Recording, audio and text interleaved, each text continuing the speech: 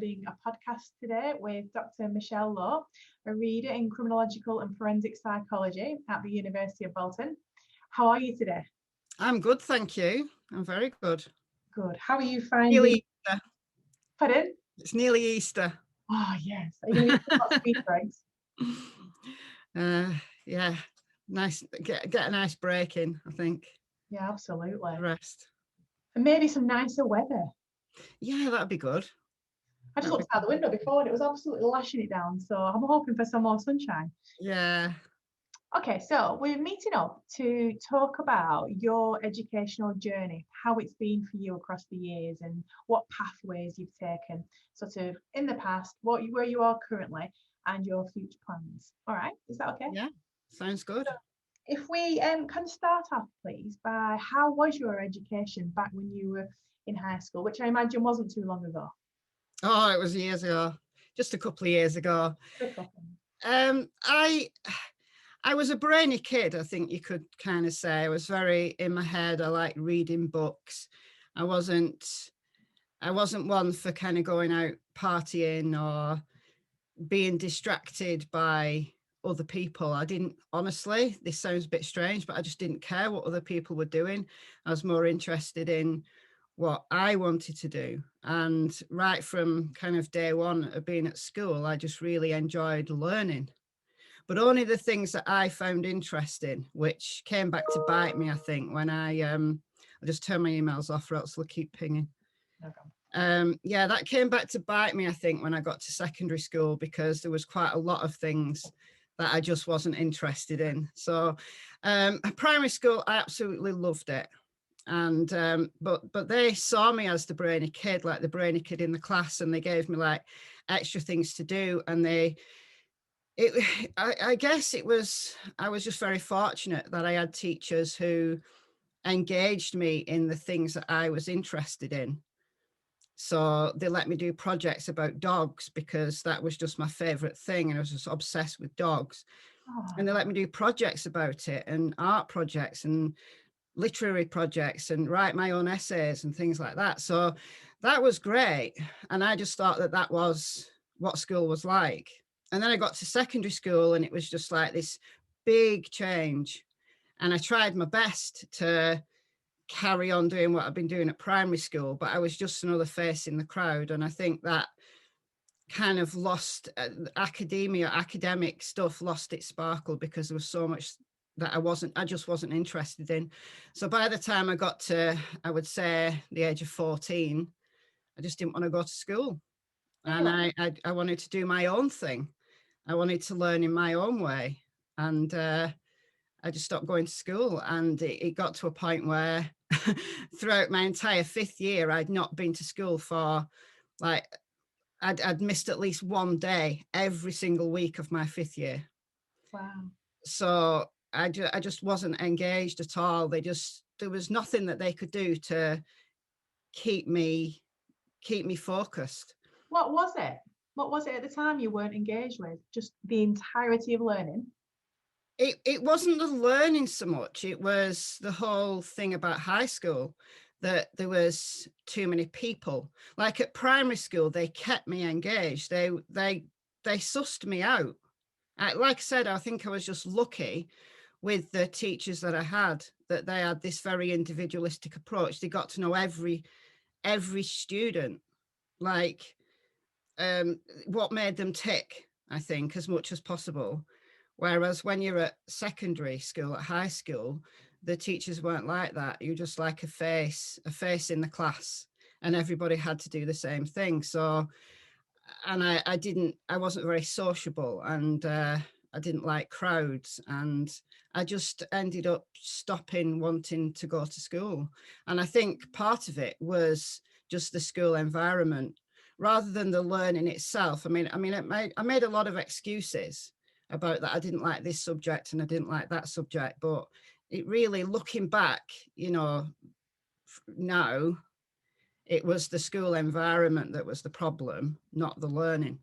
But I still did reasonably well in my GCSEs. I did reasonably well. I got just about enough qualifications to get onto A-levels. So I did A-levels. I did A-level psychology, biology and English language. I don't know why I chose English. I just, because it didn't interest me. I just thought, oh, well, I can write essays and stuff, and I didn't like it. But I did well in psychology. I enjoyed psychology. How did you find transitioning from high school where you didn't like the environment into the A-level situation? I enjoyed college, but I think it was because it gave us more freedom. You know, like at high school, they just treat you like you were a face in a crowd, like they weren't interested. That's my perception anyway. And my perception might have been completely wrong. Quite generic at high school, everybody's doing the same, but I guess exactly. You specialise and you become a person again. That's right. That's exactly right. And like my psychology tutor, she was very good at engaging people individually. And in biology, I was allowed to do a genetics project. Wow. We had to do like an experiment, and I spoke to the tutor because I kept rodents. I bred mice at the time. I had rats, mice, gerbils, hamsters. I had all sorts of things going on in my bedroom. I even had stick insects at one point. And I asked the tutor if I could do my project, my experiment on genetics, and he was like, "How are you going to do that, Michelle? You know, be realistic." And I said, "Well, I breed mice, so I can do Mendelian genetics, and I can predict what colors I will get from certain litters. And if I start doing it now, I'll have enough litters to be able to have my data." And he was like, "Oh, wow." You know, he was like, and he really engaged me in that. So it was about, I got that certain level of engagement again that I'd remembered at primary school.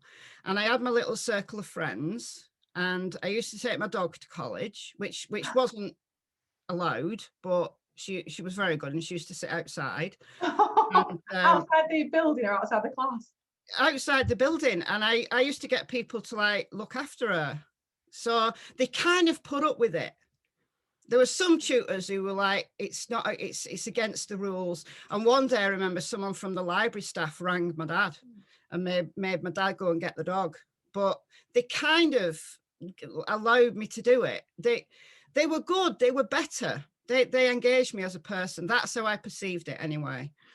Yeah. So, I did all right. I did all right at A-level. Not brilliantly, but I did all right. And then I went to uni. And once I got to uni doing psychology, I found that old spark again.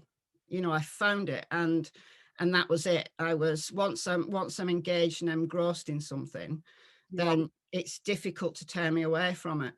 So I mean, I remember being absolutely gutted. My very first assignment that I got back, I think it was a lab report or something, and I only got 48%, and I was absolutely gutted.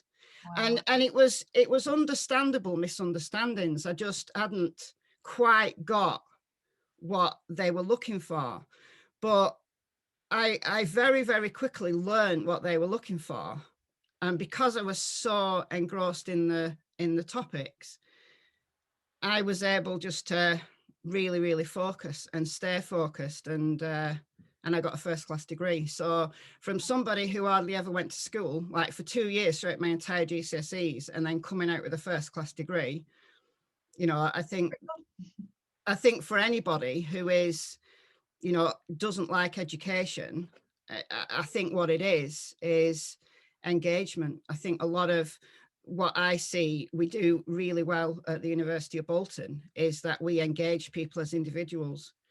Whereas if you're at a university where you are just a face in the crowd and you know everybody's treated the same, that might be nice and equal, and it might be easier to do that, and certainly a lot easier to do that if you are teaching classes that are huge. But I think at Bolton we don't treat people as a number. We treat them as a human being, as an individual, and we try to work out what makes them tick.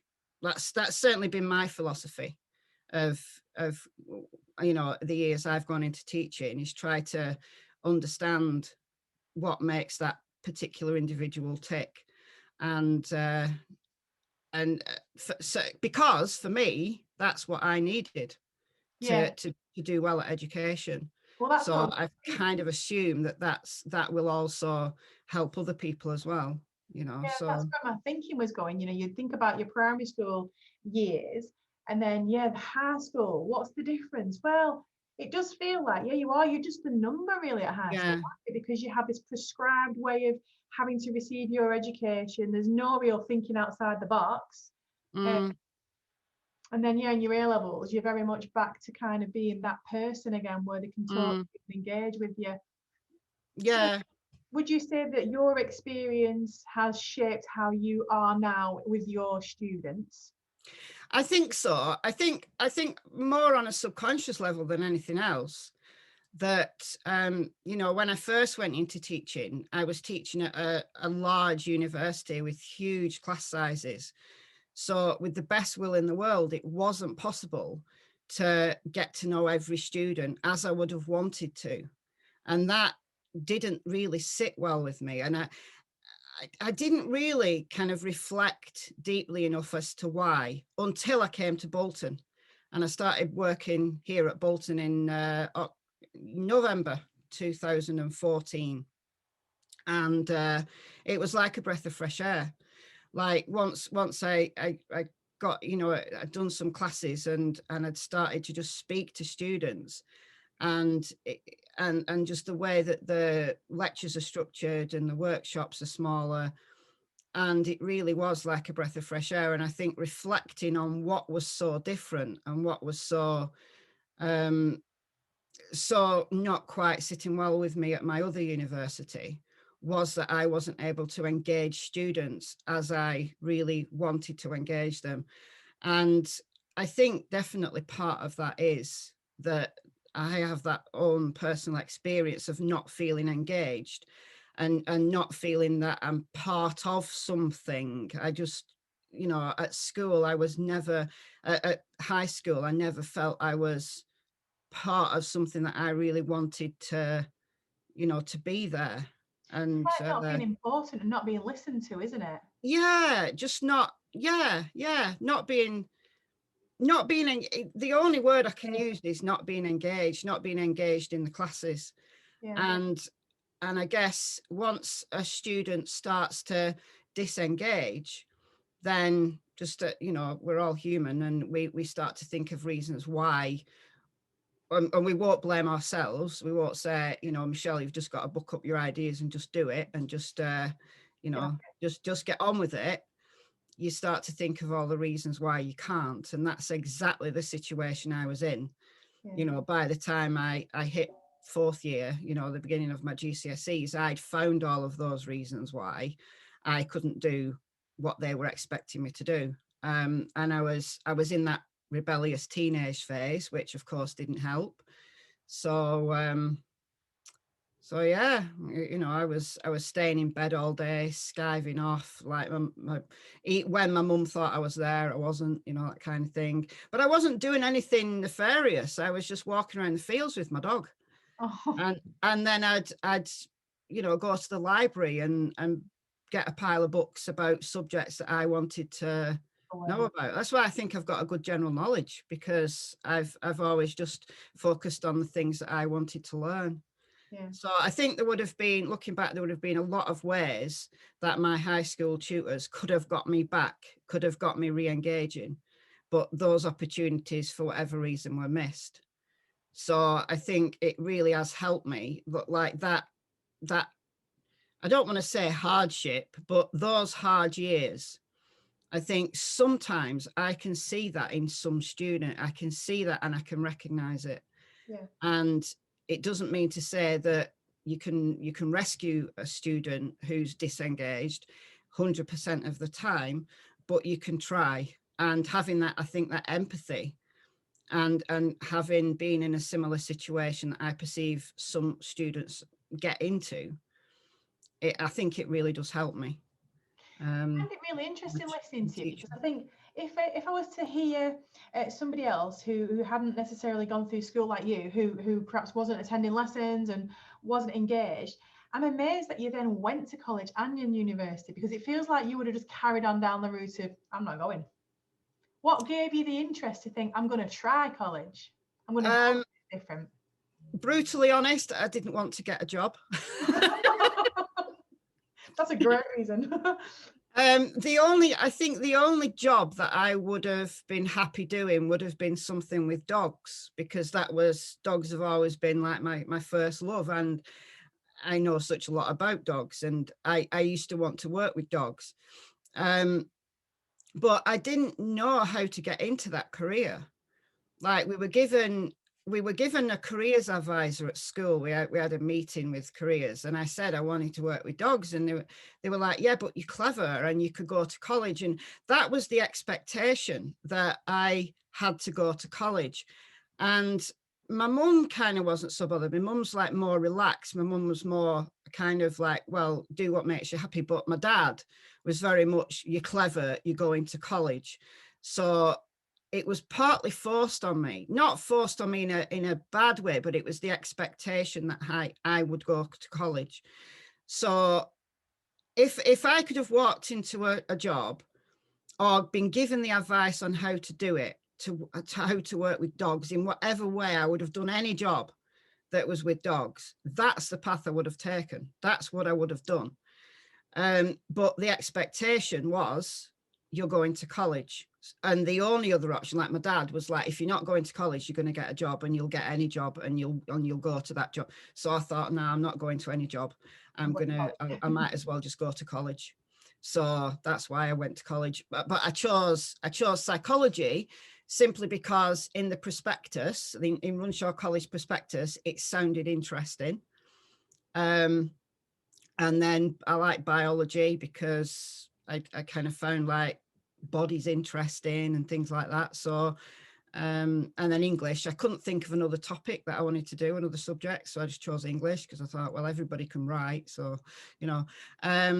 so yeah, that was the reason that it was the expectation, and it was easier just to go with that than try to work out how I could get a career working with dogs. Yeah. That advice wasn't available. So. And then it sounds like you had a good experience at college. So then, and like in psychology, you've then wanted to progress onto. Yeah. I mean, I can't say that I was a really studious student.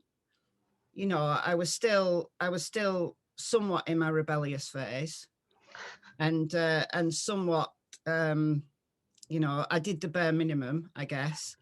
But I think the topics that really interested me, both in psychology and biology, they gave me the good marks. So, that kind of boosted my marks up. The genetics project boosted my marks up. That sounds fascinating. Did you do that? Yeah. And I found what I predicted as well. I can't remember what colours I bred. I just can't remember what colours I bred, but unusual colours. And it was a statistically significant result. Wow. So there you go.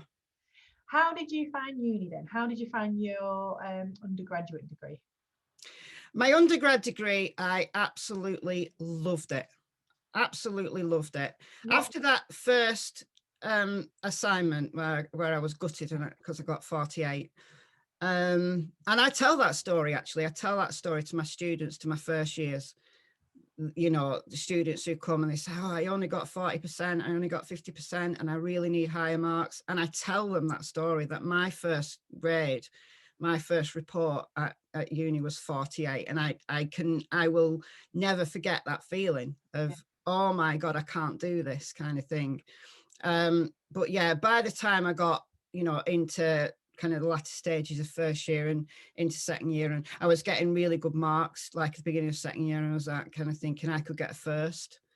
And the tutors were great, the topics were great. I always loved reading, so it was in the days before you could get journals online. So you had to go to the library, and I used to stay late in the library. like collecting big like volumes of journals. Like they used to come in these big kind of hard backed volumes, and you had to find the journal you wanted in the volume, find the article you wanted, then go and queue up for the photocopiers. And it was easier to do that at night when there wasn't many people there. So I used to do really, really long hours in the library, but it was mainly just hunting for stuff and just finding like things that I just found interesting. And like I said, I think really the reason why I've got a good general knowledge now, like I know a lot about, well, I know a little about a lot of things, and I think it's because I spent a lot of time. That's my son. The dogs aren't barking. That's useful. That's why I have that kind of broad knowledge, that I just went off down rabbit holes and spent hours and hours and hours in the library looking through these old dusty volumes that I imagine that no one had looked at for 20 years. And I was finding all this really interesting stuff. Wow. So I was like a little investigator. You know, I'd set myself a little task to go and find out such a thing. And then I'd find the oldest, most dustiest volumes I could find. And I just really like the smell of old books. So, yeah, it was great. Loved it.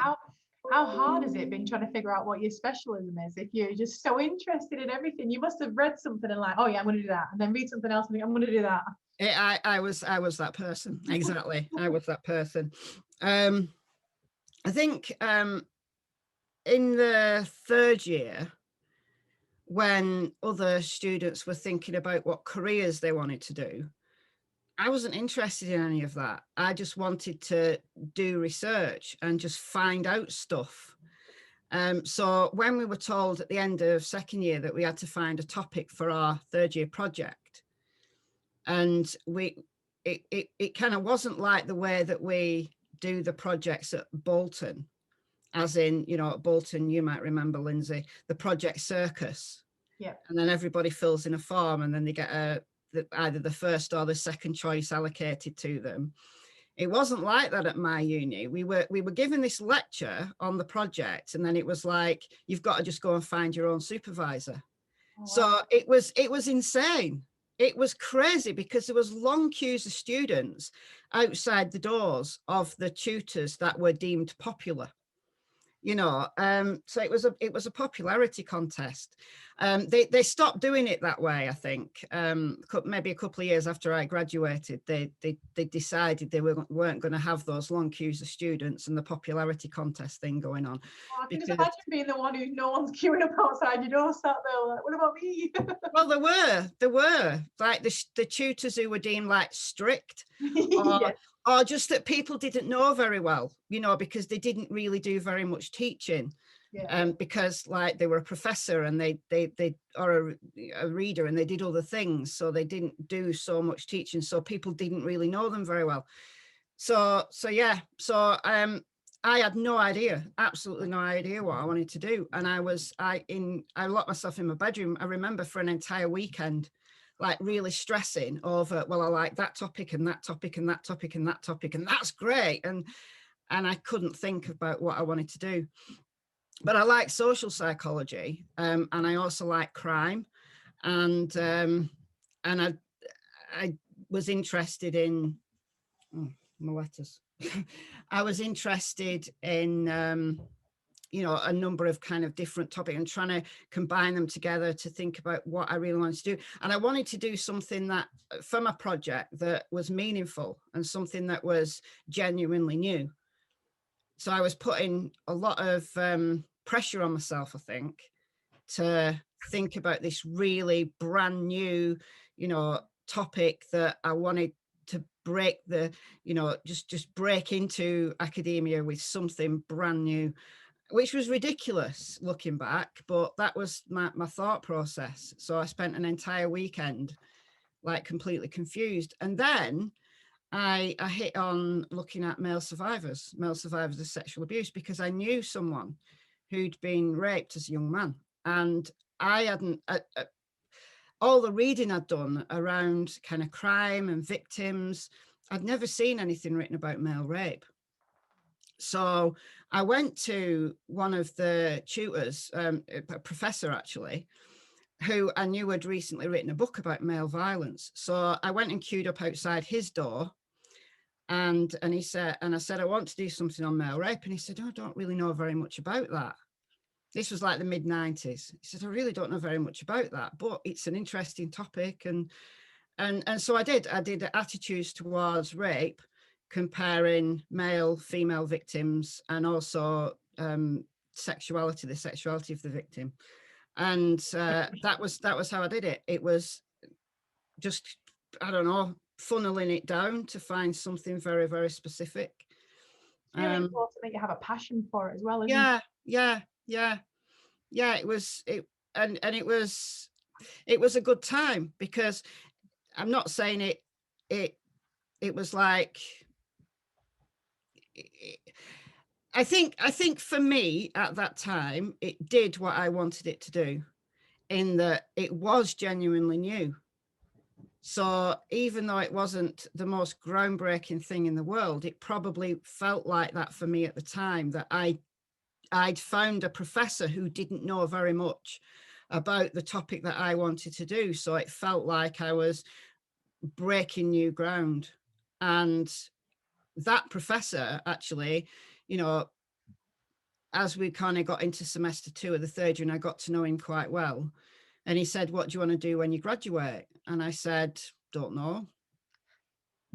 Because I'd never thought about it. Like the students who've been planning their career, like since first year, it's like, no, I can't plan. I'm not like, I don't have a focus in that way. I struggle to plan anything. So he said, what do you want to do when you graduate? And I said, I don't know. I've not really thought about it. He said, do you fancy applying for a PhD? Wow. And I was like, yeah. And he said, we may have some funding available. We may have. He said, but we won't know until summer, until like they have something to do with the research budget. So I was like, yeah, right. And anyway, it came off that this funding came up, and I applied and I got it. So I got a funded PhD. And I used my data from my undergraduate project and reanalyzed it. And that formed the first study of my PhD. So that thing that I really battled over, that I really, shut myself in my bedroom for an entire weekend, that thing actually became the gateway for my career.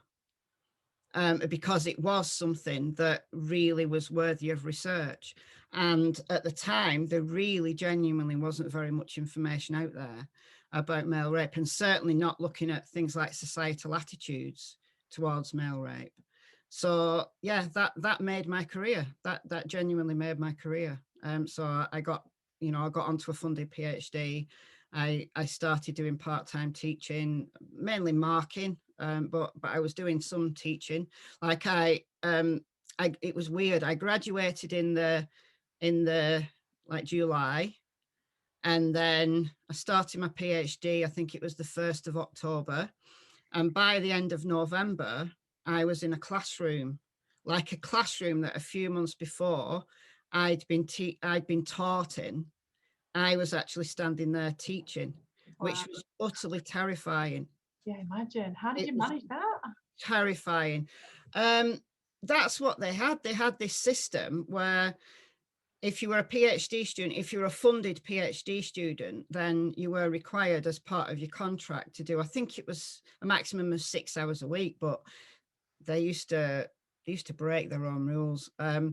And because it was, we had really big classes, the lab groups, so it was like the equivalent of research methods at Bolton. You can't teach research methods in a massive class. So they split them all down into lab groups, and these lab cycles ran over like 2 weeks, like with about 25 students in a class. And it was the same class every day, every morning for 2 weeks. It was insane. So the first week of this particular lab cycle, I was doing what you call backing up. So it was basically sitting in a classroom listening to the tutor and just helping students with, just going around the class and helping students.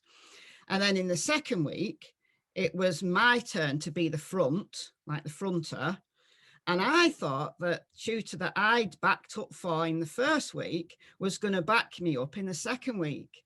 So I got there on the Monday morning, terrified that I was fronting, thinking it's all right, Mike's going to be in the class, Mike's going to be backing me up. But no, Mike went and got himself a coffee and said, right, I'll be in my office if you need me. Off you go.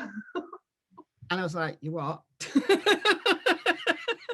But no, Oh, wow. yeah, it was, yeah, I was just thrown in at the deep end. Yeah. But after my terror, I think probably by Wednesday, I'd had some sleep, because I couldn't sleep. I couldn't even sleep at the thought of standing up in front of the class. But by I think probably the Wednesday, I was starting to think, no, I actually can do this. I can probably do this off by heart now. Yeah. And that's a good thing, isn't it? Just getting thrown in there and doing it. Just got thrown in, yeah. And I don't think we do that enough with postgrad students these days. I don't think we do that enough. But it's almost like volunteering to just speak to academics and interview them. You just got to do it. Well, sometimes, we live in like the snowflake generation now, I guess. Sometimes I think a little bit of tough love actually works really well. And that's certainly the way that I went through my PhD. It was tough love. It was, right, I'll be there if you need me, but kind of the expectation was that they wouldn't need you, But I did have a good support network. We had, because it was a big university, we had 2 rooms that were PhD rooms for the people who were full-time PhD students. And I'd been put in a room with someone called Helen, who was right at the end of her PhD. So I think the head of department was pretty clever in the way that he organised his class, his like office space. I think he was clever at that he put me in for the first year. He gave me this desk in an office with Helen, who was full-time funded at the end of her journey. And then there was a couple of other desks in the room of part-time PhDs who again were towards the end of their journey. So I was able to ask them a lot. And yeah, and then when they left, then I was I had the same room, but other people came into my room who were new. So we all just helped each other. So it was a really good, like peer learning, I think is so important. Yeah. And I recognize that. And I try to foster that among students. And I don't think students realize just how important peer learning is. And how did you find the transition from your bachelor's degree straight onto a PhD? How did that go for you? I had the biggest dose of the imposter syndrome that you've ever seen in your life. It was bad. It was bad. But I didn't know the term imposter syndrome. Like I know I was experiencing it. And when I can't remember where I heard the term imposter syndrome, and I was thinking, oh my God, that's me. That's what I've been suffering from. That's the disease that I've been suffering from. So yeah, definitely in the first few months, like being thrown into teaching in a room where only a few months before I'd been the student.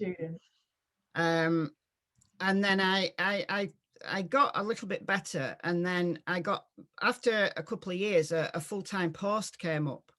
So I applied for it and I got it, temporary for a year with the possibility of it being permanent after. So I got a temporary contract for a year. And that gave me then like the opportunity to go to things like staff meetings and exam boards and all of that good stuff that postgrad students, even if postgrad students were teaching, then you didn't get to go to staff meetings. You weren't staff, you were a student, so you didn't go to staff meetings. But yeah, going into staff meetings in a room full of people who taught me only a couple of years before, yeah, that was really strange. And I would say that in some ways, I think I benefited from doing a PhD at the university that I knew well, that I was an undergrad at, that I'd got all of those connections with. But in other ways, in terms of my career development, in other ways, I don't think it was so good. I think I ended up staying there too long. I think, if I'm honest, it was just very easy just to stay there once I'd got my feet under the table, and in the early kind of parts of my career, that was really good. But that imposter syndrome, I think, held me back a little. But I think I needed to branch out and do other things, do other jobs after that initial kind of early career stage. I think it would have benefited me because I was held back a little bit. But I guess everything happens for a reason, and I wouldn't be here at Bolton if I had, because I'd have had a completely different, career path. How common is it for somebody to go straight from an undergraduate straight into a PhD? I don't think it's that common, honestly. All of the people, most of the people that I was a PhD student with had done a master's. There were a handful of people who hadn't. Was there though? I'm trying to think. I think everybody in my immediate peer group had done a master's. And the vast majority of PhD students that I've supervised have done a master's, but not exclusively. That I'd say probably maybe 90% of the people I know have done a master's. And how received is that when you sort of move forward with your academic career? Is there any mindsets around, there's a structure, undergraduate, master's, PhD? How is that received if you don't do a master's? Honestly, it's never been questioned for me. It's never been questioned. But because I stayed at the uni that I'd been taught at, that I'd done my undergrad and then my PhD, and then I'd got a job. And because I stayed there for 13 years, once I got my feet under the table, I stayed there for nearly 14 years, honestly. I didn't need to even think about it. But when I started to apply for jobs, before I came to Bolton, it did occur to me at that point that, well, I've actually got a bachelor's and a PhD, but I'll be up against people who've perhaps got MSc. I mean, I shared an office for years with someone who had 2 MScs. Wow. It's like, okay. But no, it wasn't even questioned. It's never been questioned. Not once has it been questioned. Because I think what it is your master's is level 7. So your third year undergrad is level 6, your master's is level 7, PhD is level 8 in terms of the learning structure. So if you've got a PhD, it basically surpasses everything you've done previously. It's like when you get A levels, your GCSEs are not really very important in terms of getting jobs and it's your highest qualification that's the most important thing. Once you've got your degree, your A levels become less important. Employers and things don't really don't really look at them. So I think once you've got a PhD, then everything else is secondary to the PhD. But I don't think I've suffered from not doing a master's, because I was allowed to sit in on the research methods module that the master's students were doing. So some of the students that I'd done my degree with went on to masters. So I used to just go into the class, and the tutor was absolutely fine with it. I would go into the class, I think it was every Monday night or something, and sit there and listen. I even did one of the assignments. because I thought it was interesting. And my PhD supervisor suggested that I should just do that one assignment because it was on Manover, which was what I was going to be using for my studies.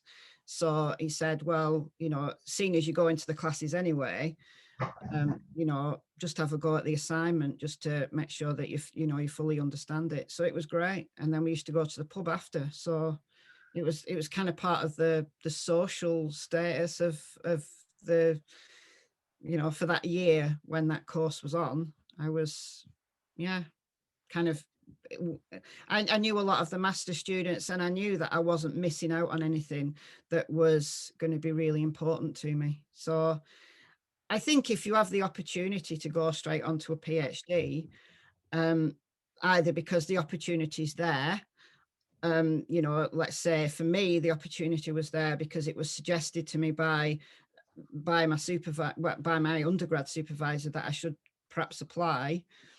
I would have been really stupid not to do that. I'd have been really stupid to say, no, I want to do my master's first, because the year after, or however many, 18 months after, the funding probably would have gone to someone else, and there's no guarantee that there's going to be funding the year after that.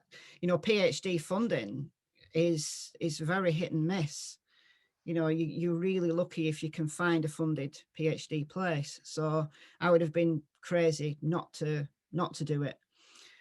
But for anybody else, I think if you've found the topic that you love and that is your vocation and that you're really, really invested in, then there's no reason why you shouldn't do a PhD. If you've got the academic, you know, integrity and you found your path, then I would say go for it. That I'd tell anybody to go for it. But usually people who go straight onto PhD have got a first class degree, and they've found their vocation kind of early, you know. So that was definitely a case for me, and I think it's probably the case for the few people that I know who've done that as well. When you look back now at your PhD, is there anything that you would do differently?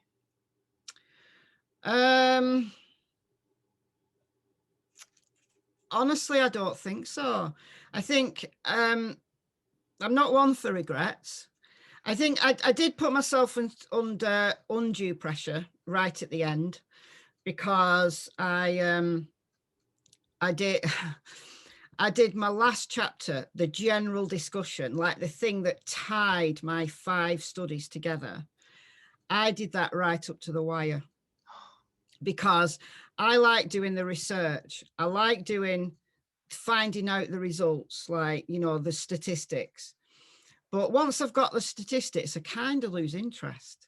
And again, it's going back to what I was like at school, that I can only really do what I'm really interested in. So once I know what that study's found, I kind of like, yeah, that's great.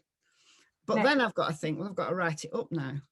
So I was pretty studious at writing up until I got to the latter stages. And then I was like, oh, this is really boring me now. And I had to really drag myself to even look at it. You know, there was I'd go a month without even opening a PhD document. You know, it got that bad. And I got right up to the wire. And because we had to, I think my deadline was like the end of August or something. I can't remember exactly. And my supervisor kept coming into my office saying, I haven't seen that last chapter yet, Michelle. You know, everything else is good to go. I just need that last chapter. I just want to look it over. Last chapter. And I was like, yeah, it's all, I'm on it, you know. And I hadn't even started it. I haven't even thought about it. And it got to I'd say about 5 days before the deadline. Bearing in mind, I had to give some time to get it bound and, you know, all of that stuff. And I just stayed up all night. I worked all night and probably into the following morning, and just blasted it out. And that's not good academic practice, I have to say. So I think probably towards the latter stages, if I'd have had a little bit more self-discipline, I could have avoided that undue stress. That's probably the only thing that I would have done differently. I certainly would, if I had a student who was in that position, I would be just as stressed at them as my supervisor was at me. He just kept coming in, and I was like, oh, and then I got to a point where I was avoiding him, which is really silly, a little bit juvenile. Hiding But down goal. fortunately, his office was right at the end of a corridor, and it was like a dead end. So you could mainly avoid him, except the staff office where all we had our post came to, and the stationery cupboard and the sink was directly across from his office. So I could completely avoid his office unless I wanted to go in to get some envelopes or something. So I was sending other people in to get it. I wasn't telling them why, but anyway. I envisioned to be commando curling down the corridor. Well, and he was the kind of guy who was always in. He didn't work at home. So, he was always in. So yeah, I did go like a month or so avoiding him. So that kind of thing is just really silly. And looking back, I know why I was doing it, but nothing else. I wouldn't regret anything else.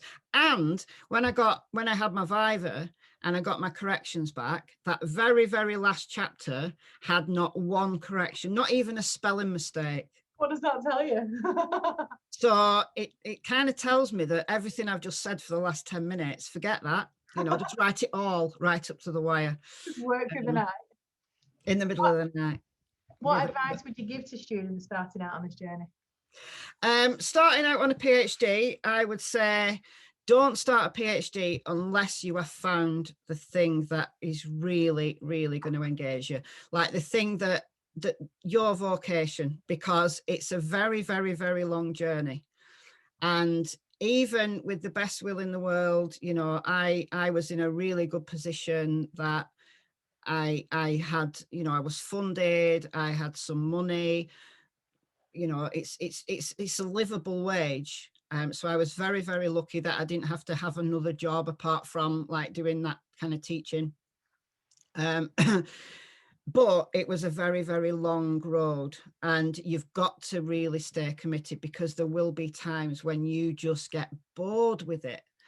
And if it's a topic that is not your vocation, if it's a topic that you're doing because maybe you think it's trendy or because someone else has suggested it, then you're not going to stick it out. And in those really hard moments where you just can't open up that document, you just can't read one more journal article. You need that investment. You do. You need that personal investment, or else it's, yeah. And the other thing I would say is develop a good relationship with your supervisor, because your supervisor is your advocate. Your supervisor is the person that is invested in you. So, I have seen situations where supervisors and students just don't gel for whatever reason. And then it's a really hard road, a really, really hard road to kind of pull it back. You can, change supervisors and things like that. But yeah, I have seen it where, the student and supervisor relationship just doesn't gel for whatever reason. It doesn't necessarily have to be anybody's fault. But again, I was fortunate that I had a good supervisor, and so those are the two things: that find the thing that interests you most, that's yours, that you can own, and have a good relationship with your supervisor, if at all possible. And be really honest as well with your supervisor, because they are your advocate, and they're invested in you, because they want the PhD completion, because it looks good for them. So they're invested in you. You're obviously heavily invested in your subject, and, is a working relationship that is one of almost like equals, I guess, in a way. I know that the supervisor is a supervisor, so it seems like the superior, but actually, you know, once you get into maybe the second or third year of your PhD, you become the expert. You know, a PhD by definition, a thesis by definition, is a unique contribution to knowledge. So by the time you get to the end, towards the end of your journey, you are the expert. Your supervisor is no longer knowing more than you. You know more than them. You're going into them telling them what you've found. Yeah. And I think that's really, really empowering. And but I think with imposter syndrome.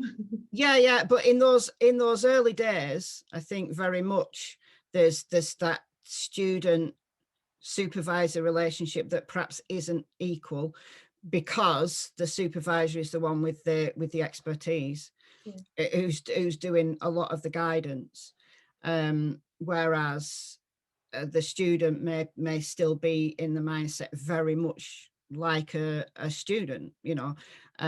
Whereas as that journey progresses, the roles do become equal. I really do believe they become equal, because yes, the supervisor has seniority, but the student becomes the one who's the expert.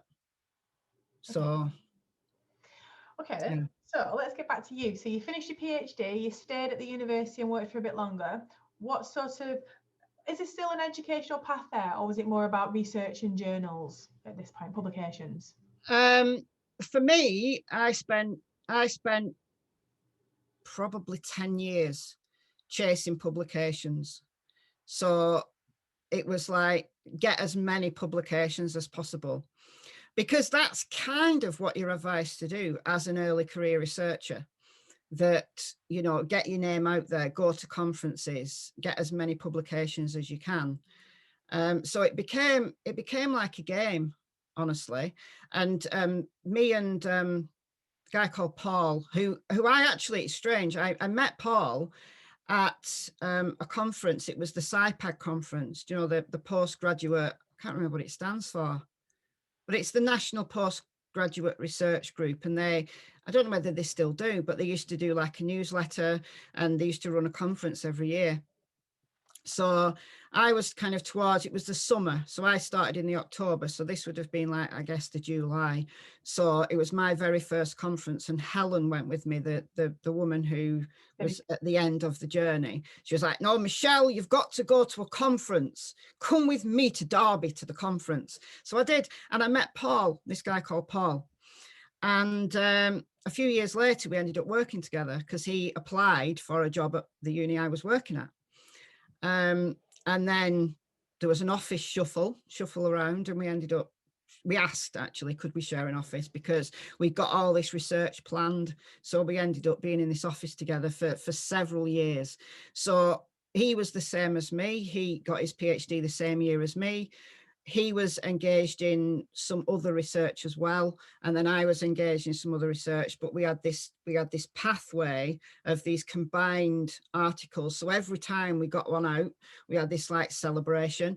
But we got to a point where we were like, we're no longer excited. Like, what is this? Like, we're no longer excited. So it started to lose a bit of its sparkle. Like publishing, you know, publish or be damned kind of thing. You get to a point where you're just on this treadmill. So I had a chat with somebody. He was my head of department at the time. And me and him didn't exactly see eye to eye, honestly, but we had a good chat. And I sought his advice about publications, and he was like, you've got a lot of publications, Michelle, but what you need to be doing now to kind of forward your career to the next step is to think about the impact of them. So not necessarily impact factor, but the impact, like the quality of them, because I was very much quantity over quality. And I'm not saying they weren't good articles, because they were published, but they were, you know, we were just shoving them out. So I started to take a step back and really consider. So I moved into other areas.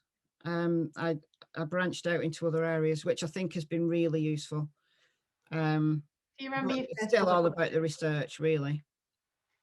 Do you remember your first publication? I do.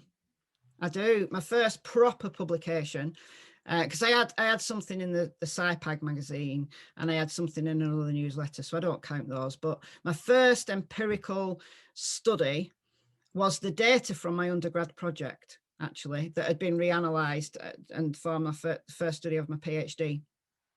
And it took me 6 attempts to get it published, 6 different journals. How long did it take you? 5 years.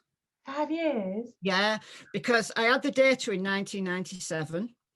That's when I graduated. So that's when my project was finished. And then it was reanalyzed early 1998, I would think.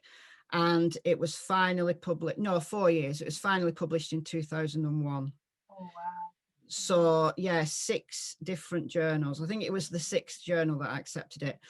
And my PhD supervisors were both on the paper, and they just left me to it. Like, they would give me suggestions and they'd do some corrections, but I used to be fuming at them, like, why can you not, I didn't ever say this to them, why can they not just write it for me and then it'll get published? But it was the process. Like, they were teaching me how to get a journal article to the point where somebody would actually read it and take it seriously.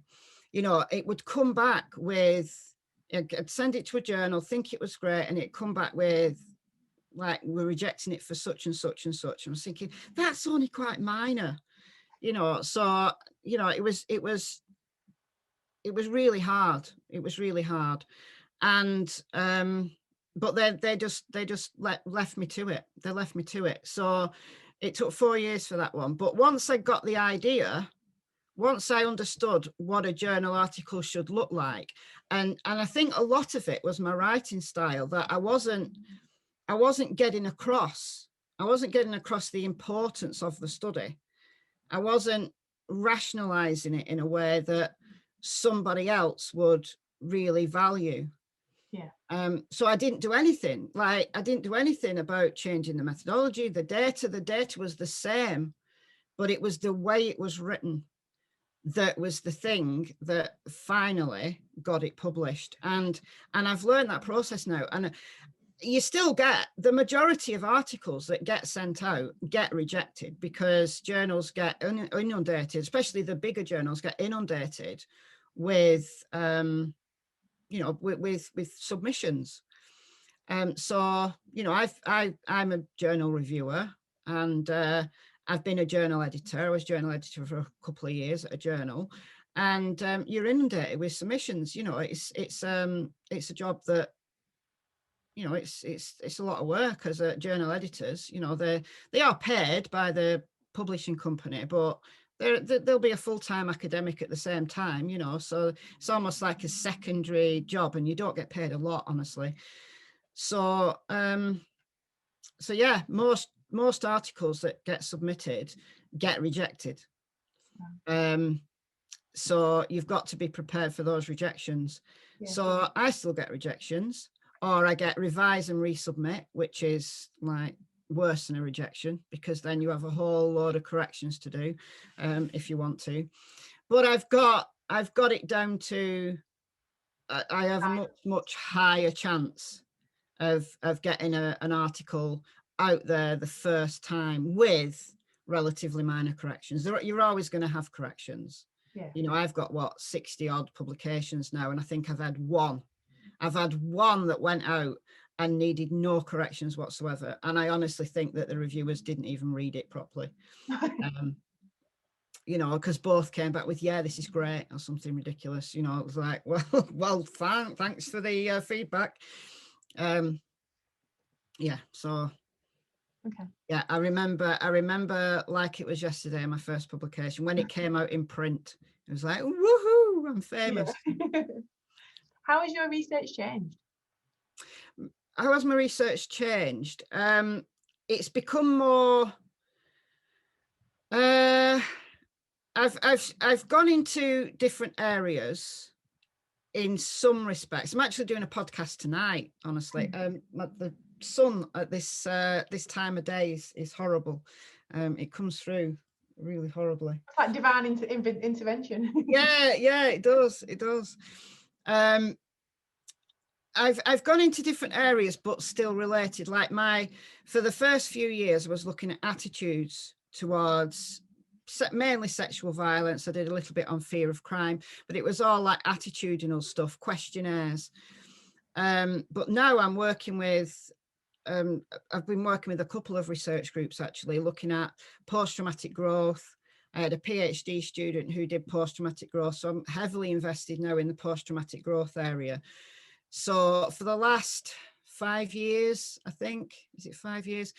I've been working in a collaboration, and it's not the only research I'm doing kind of other things on the side as well. But I think the most investment I've got, the personal investment that I feel at the present time is with this research group. And it's a collaboration between Survivors West Yorkshire, which is a survivors agency based in West Yorkshire. It's based in Bradford, but it covers the whole of West Yorkshire. But I've known the CEO of that organisation for many years, and the University of Liverpool, the DCLIN, the director of the DCLIN side course at Liverpool, and we're working with a number of DCLIN students.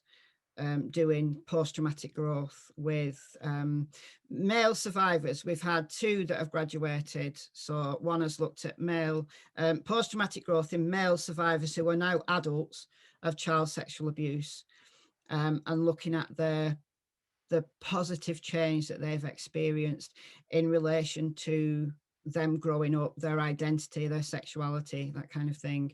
The other one looked at male survivors who are now adult of child sexual abuse and their relationship with their own offspring. So what is it like to be a father?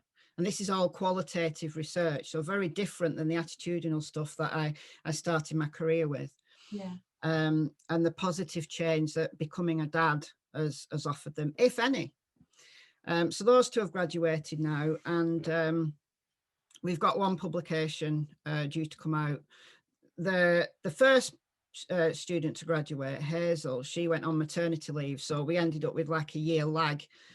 So her publications, they're kind of like stuck there waiting to come out. But the other one, she's got her publications out. We've got one due to come out now, a systematic review of the area.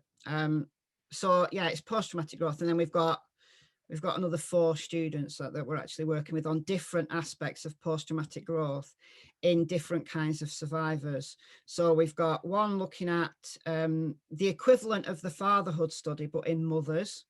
So women who were sexually abused as children who are now adult, and what is their relationship with their children like. We've got one student looking at post-traumatic growth in bisexual men who've been abused as children, and the specific issues relating to bisexuality or like other sexuality other than kind of gay or straight, that kind of mixture of people, should we say, who don't quite fit into the gay community, or don't always feel they fit into the gay community, but yet they're not straight. Yeah. So I think the men, I think that she's interviewed, I think all identify as bisexual, but we kind of we're open to other kind of defined identities as well. But she's nearly at the end of her data collection now, so she may end up with like her entire sample of bisexuals. And then the 2 new students we've got who've just started the process, one of them is looking at post-traumatic growth in adults who lost a parent to homicide as children, because she's got some connections in a previous job. She had some connections with a support group that assisted families who've been victimised by homicide, who've had a family member who's been murdered, basically. And then we've got the other one who is looking at post-traumatic growth in domestic abuse. So, yeah, we've this kind of research group. We're doing a podcast tonight for a conference. Wow. So, and we did the dress rehearsal last week. The dress rehearsal. We did that, the lighting check and the sound check. Not the lighting kind of wasn't like this, this psychedelic thing we've got going on. But yeah, so I'm hoping to get the lighting sorted for later on. So we're doing the real thing tonight. And I kind of made the observation last week, and it had never twigged before, that this research group is like the accumulation of my entire career to date, because it brings in the survivors, but it also brings in that positive change that I'm so keen on fostering in people. Yeah. And I'm so keen on seeing that regardless of the situation, whether it's a student, whether it's a survivor. I just like that area of we can sit with trauma for so long. We can sit with, and it's incredibly important to look at all of those issues. But I think there's a lot that hasn't been researched, that people just aren't asked about the process of change that occurs after trauma. How do you feel about the link or lack of link between the amazing research that you've just talked about there and then professionals? Because I'm thinking about my previous life. I knew nothing about trauma or being trauma informed, and I was set off dealing with all these people basically not having a clue. Yeah. How do you look at the link in the two? I mean, I know that you'll do your research and publish that, but how does that then get disseminated in practice to these professionals who are on the ground floor going? I think that in terms of therapeutic services, I think that type of research is going to be, I know it is actually really positively received. I am just going to shut that curtain because it's getting worse and worse. So just bear with me a sec. Now we can see you. Yeah, it'll be too dark in a minute. Yeah. Yeah, it is too dark. Right. You can edit this bit out. I'll put the light on. Oops. No, that's a little bit better now. It's too dark now, but not to worry. Yeah, in therapeutic services. So as I said, this research group is a collaboration with Survivors West Yorkshire. And the CEO, his name is Rob Balfour, I've known him for many years, and he's been saying for so many years that both survivors and those working in those services are so sick of the trauma narrative that every time they're asked to participate in research or they're in support groups, the only thing that anybody ever talks about is the trauma narrative. But actually, a survivor is so much more than that. A survivor isn't just a product of their trauma. They're a product of the experiences that they've had, but it can inspire them to move into places in their life. I don't mean geographic places, I mean psychological places in their life that they never would have ventured into had it not been for that experience of trauma. And the fact that they're out the other side and they experience, not all of them by any means, they experience post-traumatic growth. Now, I think for other agencies like criminal justice, they see the acute phase, they see the victim. They're not there when that person is surviving, that person in the longer term experiences that positive change, experiences a change in their life goals, a greater appreciation of their life. Some people become more spiritual than they were before. Some people just want to just do something. They have an investment just to do something new. I don't think criminal justice agencies really would engage with it because they don't need to see that process. So I think it's more to do with. No, you're right. I think they're more at the crisis stage. Yeah, they are. I understand that, but I think I see. Yeah, it's completely different. It is the change and the growth that you're looking at. Yeah. Which has that. It's got a really good therapeutic message. But it's also, I think, useful for education as well, that we see students who have experienced trauma, have experienced great change in their life that has been really, really hard, and they come back to education. And I see that actually for some of those students, what they're experiencing is post-traumatic growth, that they're bettering themselves, they're educating themselves through this need for positive change. So I think it's got a really good message for education as well as therapeutics. And I think it's just a great message for the general public. Like the podcast we're doing tonight is, it is for it's a trauma recovery conference, but what they're aiming to do with these podcasts is disseminate them like as widely as they can, and they're not going to kind of be like research jargony, you know. They're going to be, it's going to be language that anybody can understand.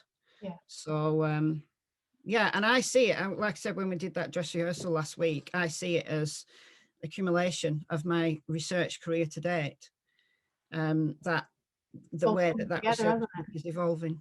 So yeah.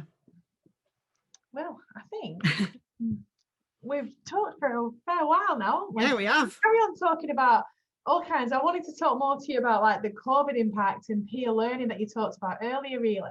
Just because I've just started the PhD journey, and that's one thing that I'm really struggling with, is the fact that everything's online and you don't get that peer learning. You just don't get that support. Not through nobody wants to do it, like a trying, it's just the situation. Yeah, I think COVID has been, it's thrown a curveball into the entire, you know, across the entire world. And I think some students will have really been very negatively impacted by it in terms of their, you know, let alone that there's a global pandemic going on, but, you know, specifically in terms of the educational journey. And I think we're seeing that. I don't think we're really seeing that at undergrad level. I think undergrads are engaging really well with lectures on Zoom, and the attendance is good, and the fact that lectures are recorded, I think is really useful. But I think for PhD students, for everybody, not just those doing the practical subjects where they need labs and they've not been able to get into labs, but I think in terms of the peer networks, I think have perhaps suffered a little bit, or for some have suffered a lot.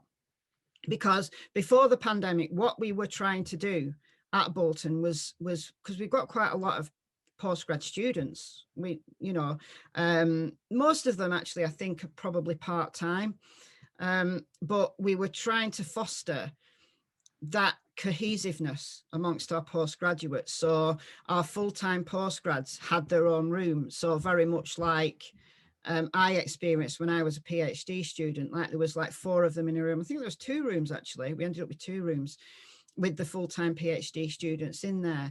And they were very good at kind of bringing other people in, you know, as other newer people came in, they were very good at helping them, and that peer support was there. So most of those students are graduated now, but then the lockdown happened. So we've not been able to see that progression of those relationships amongst our postgrads in psychology. We've not been able to see those progressing. Now, I'm not saying that they haven't progressed, because there may be networks that have been set up by some of those students and they're doing their own thing and they're helping each other. And I hope they are, because I think that's what peer learning is about and peer support is about. And the friendships that you develop at that stage, you know, I made friends at the beginning of my PhD who I can, you know, they're still friends now. I've been to their weddings and, you know, and stuff like that. So, yeah, I think the pandemic, I think it will have taught us a lot of lessons in education, I think, about how to maintain cohesiveness amongst students who are separated by, you know, the only connection that we've got now is on a computer screen. And I think things like this are really, really important, like things like a podcast. I think it's a great idea, and really invigorating the postgrad society. You know, that's one way to start to bring together students who have perhaps over the last year become quite isolated, that that's the idea behind the trauma podcast we're doing tonight. And I think this is a very similar idea. And when I was contacted by you to do this, you know, I had that other podcast kind of already in the planning. So I was like, oh, wow, I'm going to be doing 2 podcasts in 1 week. And then because I couldn't make Tuesday afternoon, it was like, oh, I'm doing 2 podcasts in 1 day. Oh, my, that's great. That's great. Oh, it's been brilliant. Thank you so much for talking to us. You've had a very interesting, varied journey. That's probably not over. It's hopefully not over. Yeah, hopefully not over. You never know. You know, we're not guaranteed tomorrow, are we ever? I think the last year has told us what we think our journey is going to be, or what we think our path is it changes, and we have to go with that. It does. You've got to just go with it. And sometimes, you know, I'm not a very good planner. I go with the flow. But actually, I think it's served me pretty well. That I think those people who plan like years ahead invariably end up disappointed, because the path will change, things will happen, and those people like me who go with the flow, well, we'll get there. We'll all get there. We all have our different ways, but we'll all get there in the end. So I planned for my dogs not to be here, but they are driving me crazy. Oh, I'm so sorry. No, it's fine. It's usually mine. They had a big fight the other day when I was teaching. Like they chased the cat and they ended up fighting. So I was like, oh my God. But not to worry. So press stop now. Okay. Thank you very much for your time. Yeah, and anytime.